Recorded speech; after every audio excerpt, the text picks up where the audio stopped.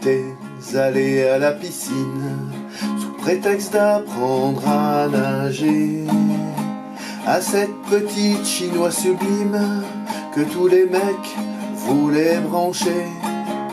Je devais pas trop l'inquiéter, elle m'avait dit oui tout de go. Et nous nous sommes retrouvés tous deux à barboter dans l'eau. Sous son corbeau, comme un oiseau, mes mains timides s'étaient glissées. Je me sentais pousser des ailes, c'est pas l'idéal pour nager. À force de la tripoter, je me transformais en bateau. Je risquais pas de me retourner, j'avais la quille d'un cachalot. La belle n'y prenait pas garde, ou bien alors elle s'en moquait. Et moi je me faisais des films pleins de sirènes qui flottaient. Elle était fille de l'Atlantide, moi je me prenais pour Nemo, le beau flibustier intrépide, pas le poisson pour les marmots. Comme un orage tropical, une tempête s'est levée. C'était le fou rire abyssal de deux nénettes déjantées.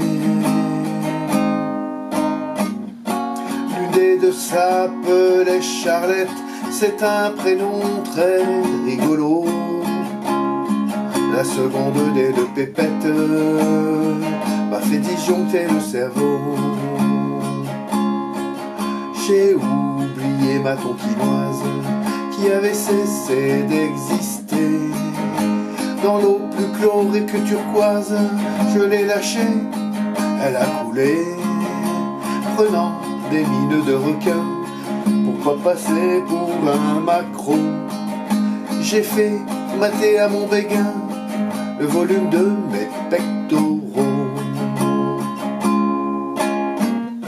Ça fait pas loin de 40 ans, j'ai pas regretté une journée, pas une heure, pas même un instant, depuis que je l'ai prise dans mes filets. Et s'il y a eu des coups de mer qui auraient coulé un paquebot, soudé on a nargué les vagues qui s'y sont usés les rouleaux.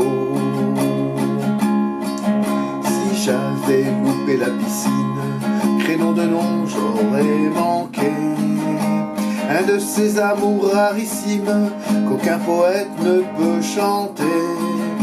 Peut-être que j'aurais satisfait juste une fois ma libido, mais on aurait loupé le remake de Juliette et de Roméo. La morale de cette histoire, vous l'avez déjà deviné, c'est que rien ne vaut la piscine quand on sent la marée monter. Mais qu'il faut suivre son instinct et préférer la dactylo à la sirène de Pékin, même bien moulée dans son maillot.